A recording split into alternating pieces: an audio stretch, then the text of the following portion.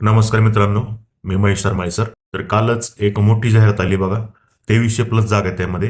तर ती जाहिरात आलेली आहे बॉम्बे हायकोर्टच्या माध्यमातून. बॉम्बे हायकोर्ट, त्यानंतर औरंगाबाद खंडपीठ, त्याचं अजून नाव बदललेलं नाहीये.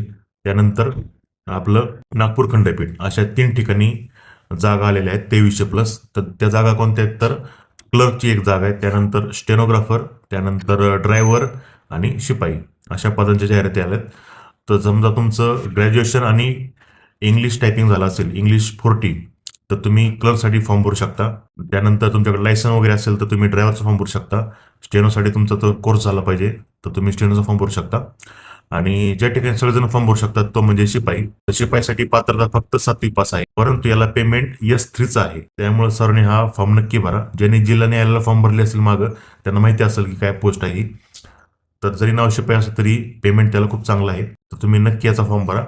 आणि जास्त माहितीसाठी मी एक ग्रुप खोललेला आहे टेलिग्रामवरती, तर त्याची लिंक मी स्टोरीमध्ये टाकतो. तो ग्रुप सगळ्यांनी जॉईन करा. धन्यवाद.